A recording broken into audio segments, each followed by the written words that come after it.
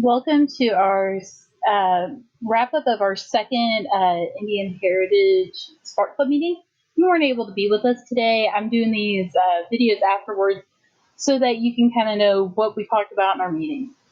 First thing we did was we did a little icebreaker activity, and people drew what they thought of when they thought of Indiana, and we got lots of different answers. One of them was race cars, and that was real appropriate for what we're talking about today because Indiana is known as the crossroads of America. And we have lots of different types of transportation systems here in Indiana, and we're going to talk about those real quickly.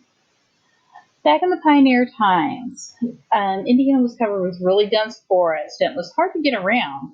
So most people used the river systems in Indiana to travel from place to place.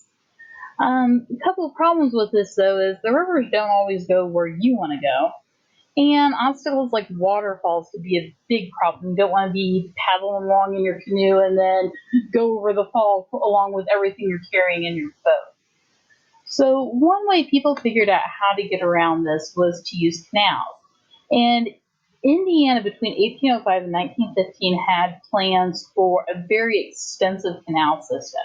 You can see on the map the black lines show what canals were actually finished and functional.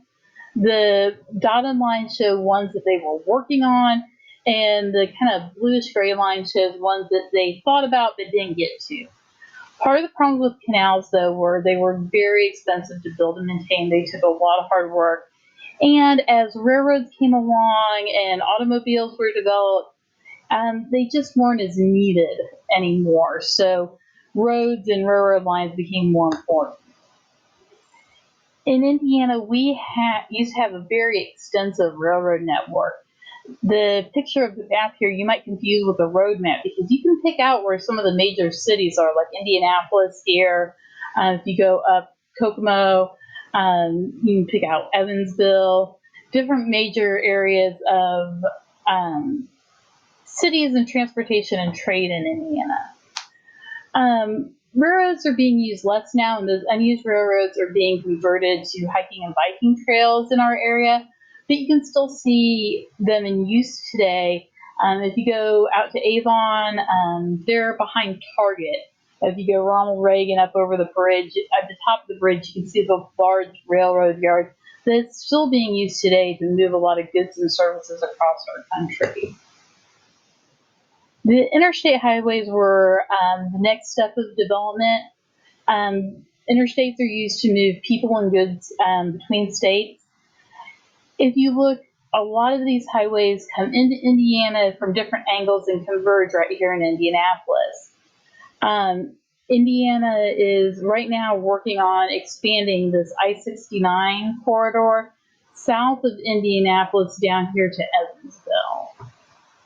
Also, we had, you guys might be familiar with Washington Street. Washington Street is also known as US 40, and it ran across Indiana right here underneath Indianapolis through Terre Haute. We also have Highway 41 that runs down the western side of the state from all the way up in the Hammond Gary area down through Terre Haute and down through Evansville. Where 40 and 41 cross, that is actually known as the Crossroads of America from the 1926 highway system. So just a quick recap, you have some different opportunities with the transportation landmarks around the state. So make sure you're going out there, taking pictures, filling in your bingo sheets, and working on your Google Slides projects for the fair. And we'll see you guys next time.